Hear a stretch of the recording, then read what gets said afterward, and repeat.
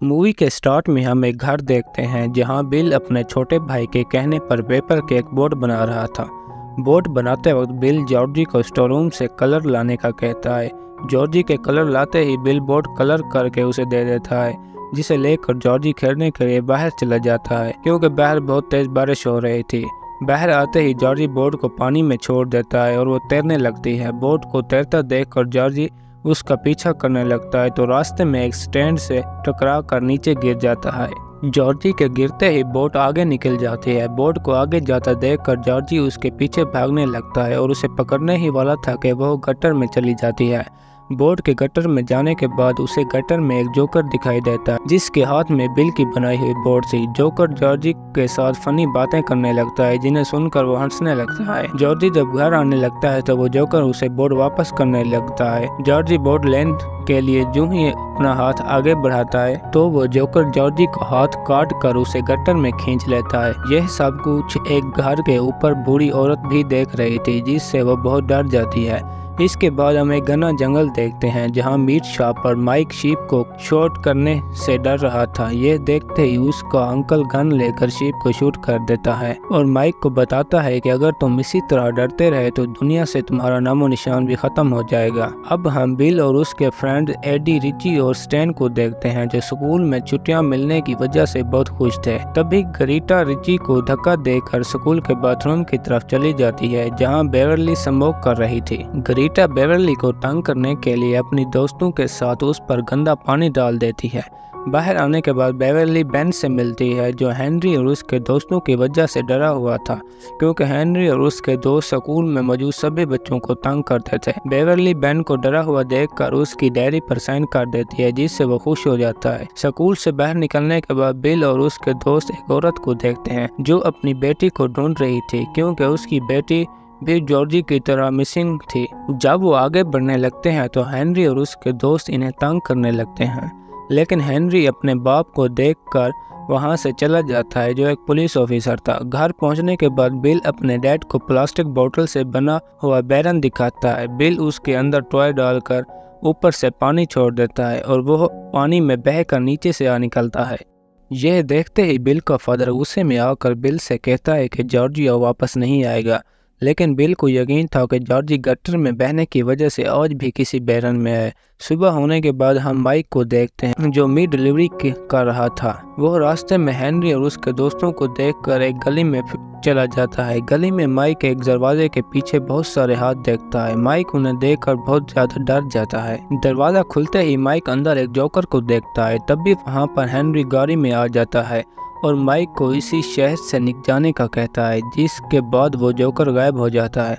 रात को जब स्टैन बुक रखने के लिए कमरे में जाता है तो वो दीवार पर लगी औरत की पिक्चर देखकर डर जाता है। स्टैन जब बुक अलमारी में रखता है तो वह पिक्चर नीचे गिर जाती है। स्टैन जब पिक्चर उठाता है तो उस पर कोई भी पिक्चर नहीं थी, जिसे देखकर स्टैन डर जाता है। तभी वो औरत स्टैन के सामने आ जाती है, जिसे देखकर वह डोर लॉक कर देता है। सुबह होते ही सभी दोस्त बिल के भाई को ढूंढने के लिए बैरन चेक करने जा रहे थे तो बेन उन्हें लाइब्रेरी में बैठा देख रहा था। बेन जब बुक पढ़ रहा था तो वो एक रेड बलून देखता है। बेन जब उसके पीछे अंदर जाता है तो उसे वहाँ पर कुछ एग दिखाई देते हैं। बेन जब एक एग उठाता है तो उसके सामने एक आदमी आ जाता है जिसके ऊपर सर नहीं था और वो बेन के पीछे भागने लगता है। बेन जब उससे डर कर भाग रहा था तो वो टीचर से टकरा कर गिर जाता है और जो ही पीछे देखता है तो वो आदमी वहाँ पर नहीं था। बेन इन सब से डर कर जब घर जा रहा था तो रास्ते में हेनरी और उसके दोस्त बेन को पकड़ कर मारने लगते हैं। हेनरी गुस्से में आकर बेन के जिस्म पर चाकू से निशान बना देता है। बेन हेनरी को लात मारकर जंगल में गिर जाता है और वहाँ से भाग जाता है। यह देखकर हेनरी और उसके दोस्त भी बेन का पीछा करने लगते हैं। बेन भागते भागते उसी बैरन के सामने आकर गिर जाता है जहां पर बिल और उसके दोस्त जॉर्जी को ढूंढ रहे थे। वह बेन को जख्मी देखकर अपने साथ ले आते हैं। शहर पहुंचते ही बिल रिची के साथ बेन को बिठाकर मार्केट से मेडिसिन लेने चला जाता है। पैसे ना होने की वजह से वो बेवरली से मदद मांगते हैं जो मार्केट में पहले से मौजूद थी। बेवरली काउंटर पर कुछ चीजें गिरा देती है, जिन्हें देखकर काउंटर पर मौजूद आदमी जो ही उन्हें उठाने लगता है तो बिल और उसके दोस्त मार्केट से भाग जाते हैं। वापस आने के बाद जब एडी बेन की बैंडेज कर रहा था तो वहाँ पर बेवरली भी आ जाती है। वो बेवरली को बता देते हैं कि यह सब कुछ हेनरी और उसके दोस्तों ने किया है। बेवरली जब वहां से जाने लगती है तो बिल उसे अपने साथ तालाब पर आने का कहता है। बेवर्ली बिल की बात मान जाती है। तालाब पर पहुंचने के बाद सभी सोच रहे थे कि सबसे पहले कौन तालाब में जंप लगाएगा। तभी वहां पर बेवर्ली आ जाती है और तालाब में जंप लगा देती है। बेवर्ली को देखकर ये सब भी उसके पीछे जंप लगा देते हैं और पानी में खेलने लगते हैं। अब सभी आपस में बहुत गहरे दोस्त बन गए थे। तालाब में खेलने के बाद बेन सभी को अपने घर ले आता है और उन्हें बताता है कि इस शहर में 27 साल के बाद कुछ ऐसा होता है जिसकी वजह से यहाँ पर मौजूद सभी बच्चे गायब होने लगते हैं और उनके कपड़े एक कुएं के करीब मिलते हैं जो खून से भरे होते हैं। बेन ये सब कुछ इसलिए जानता था क्योंकि वो अपना ज़्यादातर वक्त लाइब्रेरी में गुजारता था। एडी जब घर जा रहा था तो रास्ते में एक वीरान घर देखता है जिसे देखकर वो अपने एलर्जी की मेडिसिन लेने लगता है। तभी वहां से कोई एडी को बुलाने लगता है। ये सुनते ही डर कर एडी की सारी मेडिसिन गिर जाती हैं। एडी जब उन्हें उठा रहा था तो उसके सामने एक आदमी आ जाता है जिसके जिस्म पर इन्फेक्शन की वजह से फोड़े पड़े थे। एडी उसे देखकर जो ही वीरान घर की तरफ भागता है तो वो आदमी गायब हो जाता है और एडी के सामने रेड बलून लेकर वही जोकर आ जाता है जिसने माइक और बेन को डराया था और अचानक ही वहां से गायब हो जाता है। बेवर्ली जब घर पहुंचती है तो उसे अपने बेसन से किसी की आवाज़ सुनाई देती है जिसे सुनते ही बेवर्ली बेसन के अंदर इंची टेप डालती है। जब वो उसे बाहर निकालती है तो वो खून से भरा हुआ था। तभी बेसन से बाल निकलने लगते हैं और बेवर्ली को पकड़कर बेसन से खून निकलने लगता है जिससे पूरा बाथरूम लाल हो जाता है। बेवर्ली का बाप जब बाथरूम में आता है तो बेवर्ली बहुत ज़्यादा डरी हुई थी लेकिन उसके डैड को कुछ भी दिखाई नहीं देता। रात को जब सैम सो रहा था तो कमरे में छेद होने की वजह से बारिश का पानी बिल के ऊपर गिरने लगता है जिसकी वजह से बिल की नींद जाग जाती है और वो अपने भाई के रूम में चला जाता है। बिल जब जॉर्जी के खिलौने देखकर रो रहा था तो उसे किसी की आवाज़ सुनाई देती है। जब बिल उसे देखने के लिए स्टोर रूम में जाता है तो उसे वहाँ पर जॉर्जी नजर आता है और वो बिल से बातें करने लगता है। तभी वहाँ पर वही जोकर आ जाता है जिसने बिल के बाकी दोस्तों को डराया था और बिल पर हमला करने लगता है तो बिल भागकर ऊपर चला जाता है। सुबह होते ही बेवर्ली अपने दोस्तों का इंतजार कर रही थी। जब वो पहुँचते हैं तो बेवर्ली उन्हें अपने बाथरूम में ले जाती है जो पूरा खून से भरा हुआ था। वो सभी बाथरूम में खून देखकर उसे साफ करने लगते हैं। साफ करने के बाद जब वो बाहर जा रहे थे तो रास्ते में वो माइक को देखते हैं जिसे हेनरी और उसके दोस्त मार रहे थे। ये सभी माइक की मदद के लिए हेनरी और उसके दोस्तों पर पत्थर मारने लगते हैं। ये देखते ही वो एक दूसरे पर पत्थर मारने लगते हैं लेकिन हेनरी को उसके दोस्त छोड़कर भाग जाते हैं। हेनरी को अकेला देखकर बिल और उसके दोस्त भी वापस आ जाते हैं। वापस आने के बाद सभी बिल के स्टोर रूम में मैप की मदद से कुएं को ढूंढने लगते हैं जिसके बारे में बेन ने बताया था। मैप देखते ही वो जान जाते हैं कि वो कुआं कहाँ पर है जो उसी वीरान घर में था जहाँ पर एडी को इन्फेक्शन वाला आदमी मिला था। वो अभी मैप देख ही रहे थे कि उनके सामने वही जोकर आ जाता है जिसने वहाँ पर मौजूद सभी बच्चों को डराया था। वो जोकर बेवर्ली को मारने ही वाला था कि बेन स्टोर रूम का गेट खोल देता है जिसकी वजह से वो जोकर गायब हो जाता है। जोकर के जाते ही बिल उसी वीरान घर के सामने पहुंच जाता है जहां पर कुआं था। वो ये सब कुछ अपने भाई को ढूंढने के लिए कर रहा था। बिल जब घर के अंदर जाने लगता है तो उसके दोस्त भी आ जाते हैं और उसके साथ घर के अंदर जाते हैं। घर के अंदर उन्हें एक पोस्टर मिलता है जिस पर रिची के मिसिंग होने का लिखा हुआ था। रिची उसे देखकर बहुत ज़्यादा डर जाता है। रिची को डरा हुआ देखकर बिल उसे बताता है कि जोकर ये सब कुछ हमें भटकाने के लिए कर रहा है। तभी उन्हें किसी लड़की की आवाज़ सुनाई देती है जो उनसे मदद मांग रही थी। वो उसे देखने के लिए ऊपर जाते हैं तो वहाँ पर एडी किसी के बुलाने की वजह से बिल और रिची से अलग हो जाता है। एडी जब भागने लगता है तो वही इन्फेक्शन वाला आदमी एडी के सामने आ जाता है जिससे डरकर एडी नीचे गिर जाता है और बेहोश हो जाता है। ऊपर रिची को कमरे में किसी की आवाज़ सुनाई देती है तो देखने के लिए वो जो ही अंदर जाता है तो रूम लॉक हो जाता है। रिची को कमरे में बहुत से जोकर और एक ताबूत नजर आता है जिसके अंदर रिची की शक्ल का पुतला था।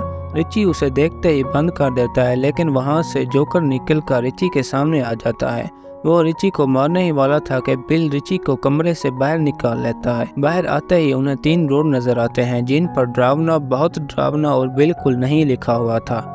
जब वो एक दरवाजे के अंदर जाते हैं तो उन्हें वहाँ पर एक लटकी हुई लड़की नजर आती है जिसे देखकर वो दरवाजे से बाहर आ जाते हैं क्योंकि उसकी टांगें कटी हुई थी। दूसरी तरफ जब एडी जागता है तो गिरने की वजह से उसका हाथ टूटा हुआ था। तभी जोकर उसके सामने आ जाता है और उसे मारने के लिए जो ही आगे बढ़ता है तो वहाँ पर रिची और बिल आ जाते हैं। जोकर रिची और बिल को मारने के लिए जो ही आगे बढ़ता है तो बेवर्ली आकर उसके सर में लोहे का रॉड मार देती है, लेकिन इससे भी जोकर पर कोई असर नहीं होता और घूमकर बेन को जख्मी कर देता है। वो सभी बच्चों को इकट्ठा देखकर वापस उसी कुएं के अंदर चला जाता है। जोकर के जाते ही सभी घर से बाहर निकल आते हैं, लेकिन वहां पर एडी की मॉम भी आ जाती है। वो गुस्से में आकर उसे अपने साथ ले जाती है।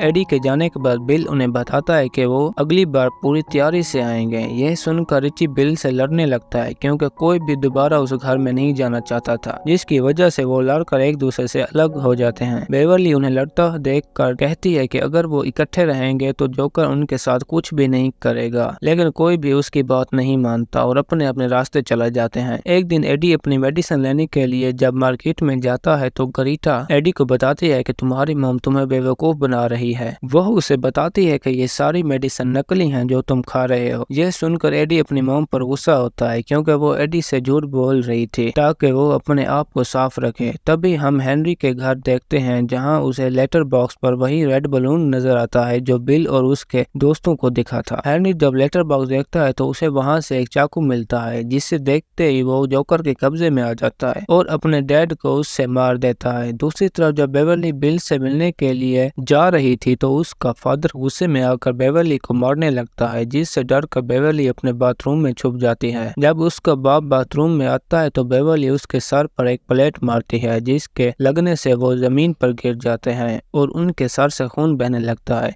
बेवर्ली खून बहता देखकर जब बाहर जाने लगती है तो जोकर आकर बेवर्ली को पकड़ लेता है और उसे अपने साथ ले आता है।